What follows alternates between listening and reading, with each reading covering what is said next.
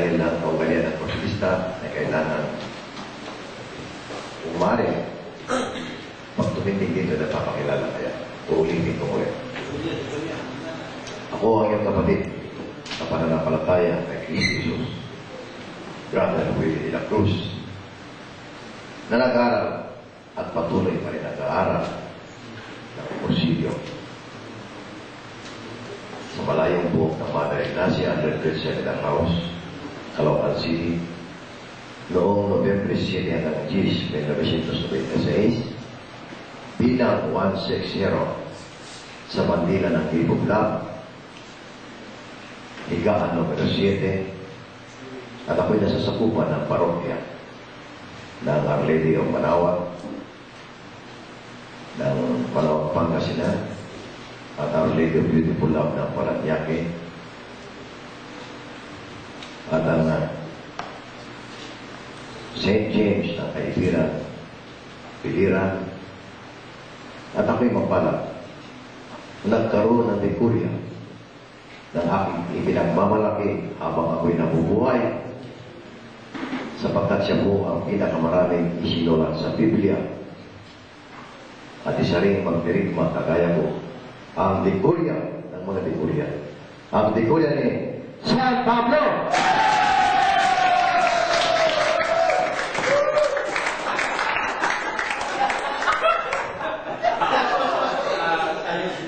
Mga kapatid, ang tatalakay ng rolyo ng biyaya ng nagpapakabanal ay siya pong kaagapay natin at sumusubaybay sa gawain ito dito sa Santa Cecilia Porcillo. Siya rin po ang parish priest ng Cavite City.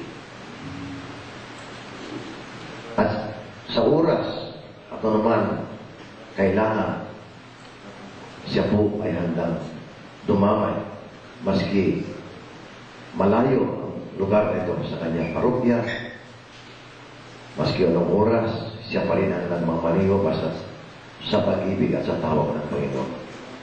Mga kapatid, ang ating ipinagmamalaki at pinakamamahal natin spiritual director, walang iba kundi ang brother, Reverend Father Doning Medina.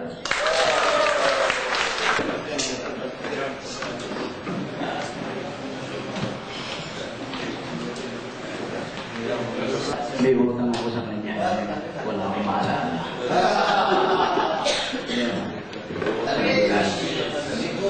So, tingnan nyo nga yung mga buto dyan, yung mga buto. Ayan.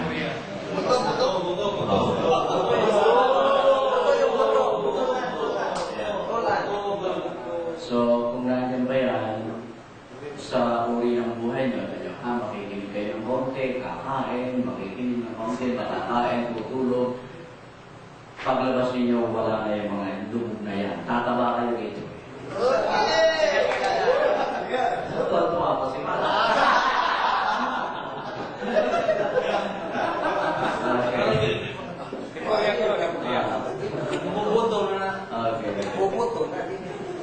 So anyway, yan ang buhay dito, may kantahan, may sayawan kuminsan, no? Katuwaan, well, human life, di ba? Ang ganyan ng buhay, parang life, ha? Okay.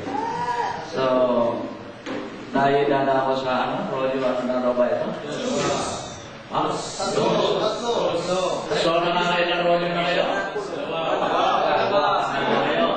So, 135 less 2, ilan pa natitira?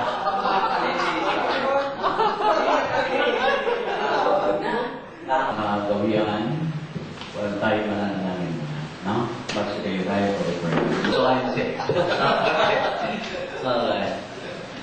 So, but anyway, we'll do much in English. Sometimes I slip into Tagalog, but try to imagine more and I don't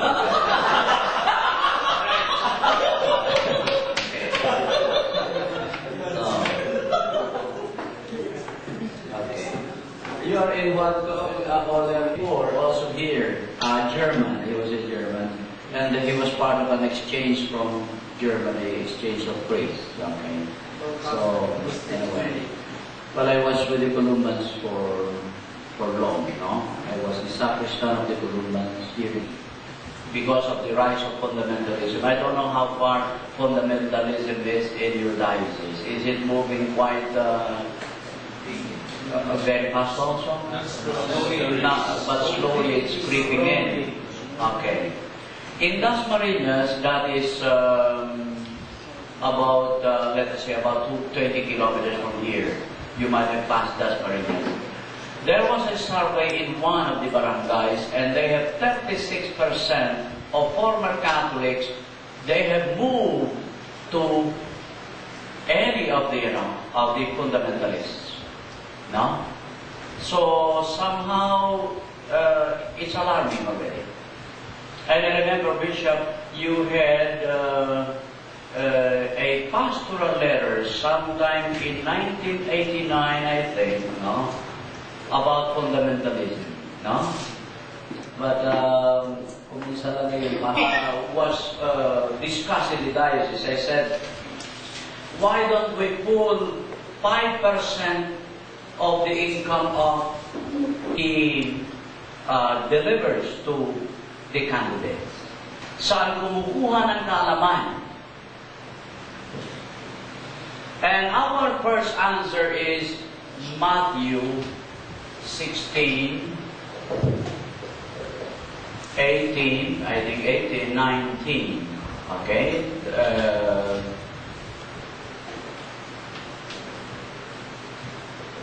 Upon this rock I will build my church.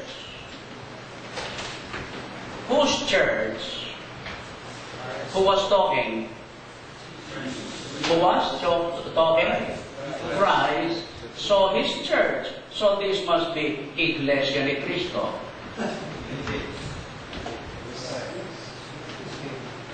Well, no escape from that. Huh?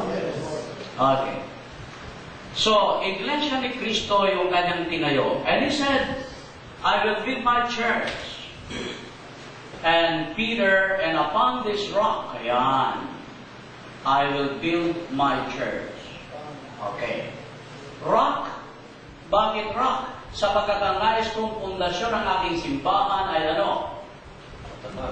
Matibay, matatag. Okay. And if we continue reading, well, I'm sorry, I have the Tagalog version here. But anyway. At sinasabi ko naman sa iyo na ikaw ay Pedro at sa ibabaw ng batong ito ay tatayo ang aking iglesia at hindi makapananay sa kanya ang kapangyarihan ng kamatayan. Okay. So, matibay, kaya walang bawal ang kamatayan. Alright. And he continued, Thou art Peter, thou art rock, matibay, diyan ko itatayo ang aming iglesia. And he gave something to Peter. Ano yun? And I give you the keys of the kingdom. Power. And as proof that Peter was empowered, he said, Anuman ipagba, whatever you whatever you bound on earth, ay ano? Ba ako sa langit. Anong spelling ng loose? Oo, yan. Okay. Okay. So, ayan ang unang sagot natin. That is the first answer we have in that question.